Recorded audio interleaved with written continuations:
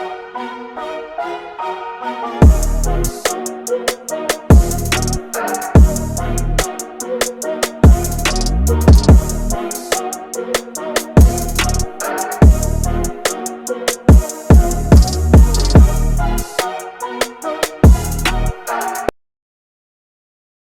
everybody, it's your boy Jack here, the King here today. Now about the final video of the prequel trilogy, and that is Revenge of the Sith. This is, of course, the ending of the Clone Wars, and we also finally get, spoilers, the fall of Anakin to become, of course, Darth Vader in the original trilogy.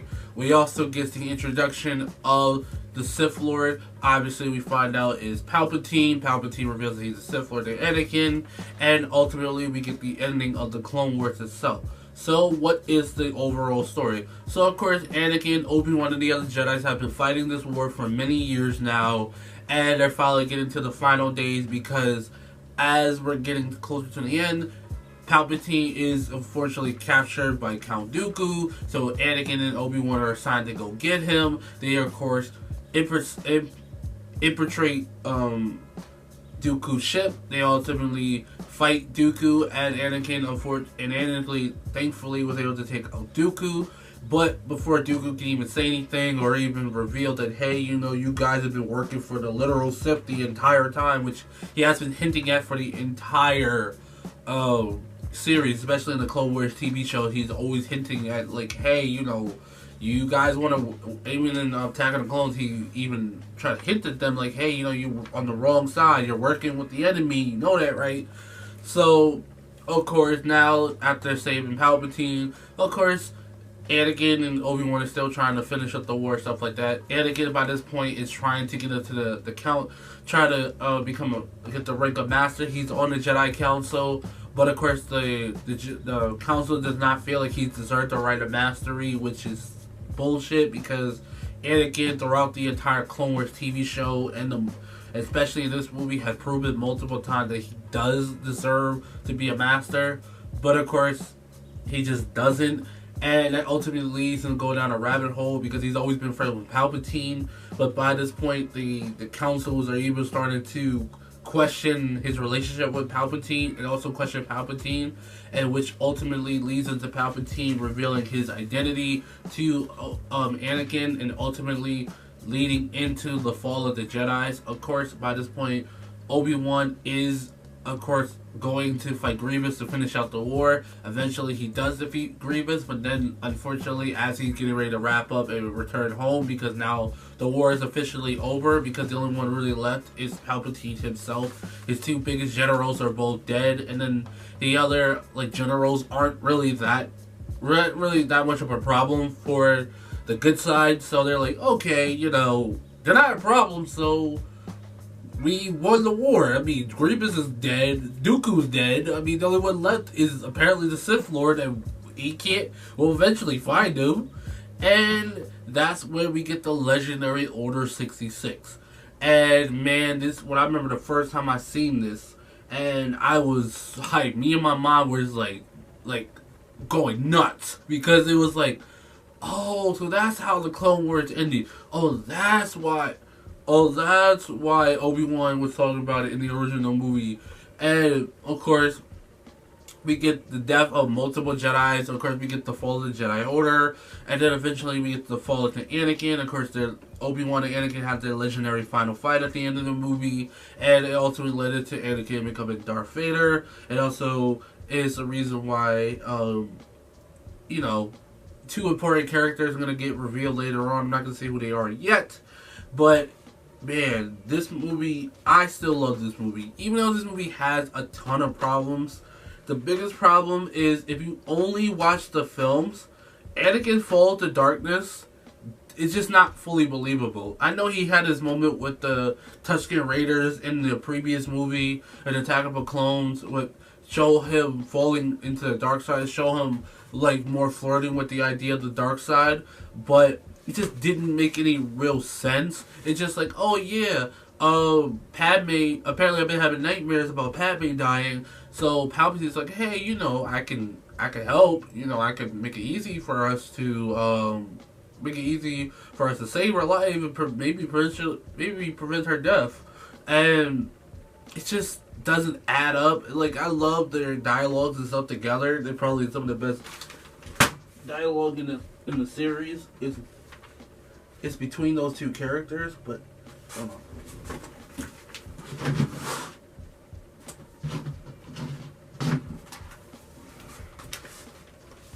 Anyway, yeah, some of the best dialogue is in between those characters, but outside of that, I mean, like I said, I also like Obi-Wan and Grievous finishing up their rivalry, especially if you see the Clone Wars TV show to this.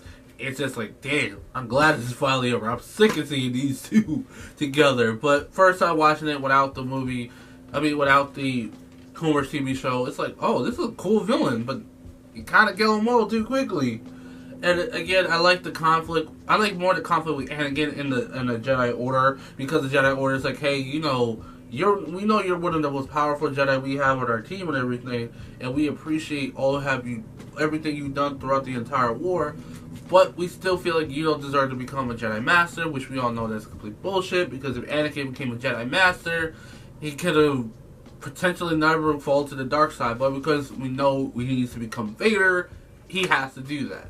But that's pretty much it. I mean, not really much else to talk about. That's pretty much the story. It's just finishing up the war, Anakin's fall to the dark side, Order 66, the wiping out of the Jedi Order, and then of course Palpatine revealing himself to the galaxy and fully taking over the galaxy. And of course Obi-Wan and Yoda goes into hiding until the original trilogy. And then obviously the original trilogy stuff happens. But anyway, it's Anakin Skywalker. Anakin in this movie I really like him in this movie. I like that we get to see Anakin's frustration with the Council, how he's mad because he's on the Council, but he's still not a master. Even after everything he's been through, the entire Clone Wars TV show, the entire Clone Wars itself, him proving himself time and time again that he deserves to be on the Council. He's a great leader in battle. He always prioritizes everybody over himself. He constantly doing great things to help out. But again, the Council don't trust him because he's powerful. He's very dangerous. He can be potentially very dangerous. And of course, his relationship with Palpatine ultimately leads him to make a lot of bad decisions. And of course, his relationship with Padme, how now, Padme's pregnant with his kid, so he tried to keep her so, but he's getting constant vision of Padme dying. So now that leads him to do a lot of bad decisions to the point where he makes one of the worst decisions of his life, siding with the Sith Lord, who now I can finally spoil, is Palpatine himself. He figures out that Palpatine is the Sith Lord, so he ultimately joins Palpatine because Palpatine promised to keep Padme safe, and that ultimately led to him helping Palpatine to wipe out most of the Jedi Order and the whole Order 66 scene. But what makes Anakin such a better character with the context of the Clone Wars TV show and other mediums is just knowing everything that led into this movement, from Ahsoka, from the TV show, from Obi-Wan to the Council, to Palpatine, to Padme, and so many other great things that led into it. And of course, you can't talk about Anakin without his master, Obi-Wan. Obi-Wan is still great in this movie. Great lines, great fights. His final fight with Anakin is like the best fight in the franchise. I mean, his emotion. I mean, he just does a phenomenal job. And I like that he's still trying to figure things out. He's still trying to piece everything together. And of course, he has his final fight with Grievous. And of course, if you watch the Clone Wars TV show, you know that's a big deal. But again, he just does an amazing job, and I just love his final moments with Anakin. Some of the best acting, some of the best scenes in the franchise, and surprisingly, some of the best dialogue in the franchise is in those moments. And I love, even in the end of the movie, when you get like him getting everything set up for episode 4, 5, and 6. He's like just going through all these emotions, him and Yoda, and just everything that led into those movies. And it's like, wow, he's such an amazing character, and he's been an amazing character since episode 2, really. And then of course the Clone Wars TV shows and etc. But really, such a great Padme. She's all right in this movie. But with the context of the Clone Wars TV show, she's good. You know, she's pregnant. She's also not really trusting Anakin too much because he's been acting a lot weird. Of course, she knows the end of the war is upon them because now they're finally going to Grievous. Dooku was, of course, taken out earlier in the movie. Thanks to Anakin. So now the only thing left is really just to take out Grievous to finally end the war, but of course we know that's not the case because of other reasons. But she tried her best to be there for Anakin, to be there for the Republic, but every time she turned around, something gets in the way, and it ultimately leads into a lot of bad decisions on everybody's part. And of course, she goes to confront Anakin after everything that happened, and she learns everything that happens, and it ultimately, you know, if you see the movie, you know what happens to her, unfortunately. But it's just so much that happens, and she just tries her best to be there, to be the beacon of light for Anakin, for everybody, and still try to show that there are good people in the Republic. But of course, that's just not enough. And of course, the final two characters I'm going to talk about is, of course, Palpatine himself, the Sith Lord himself, Darth Sidious, Darth Sidious himself. I mean, him finally revealing that he's the Sith Lord. Of course, him finally putting all his manipulation of Anakin throughout the entire series together, from the Clone Wars TV show, from Episode 2, Episode 1, and if you read the legend book, Dark Plagueis, that story as well.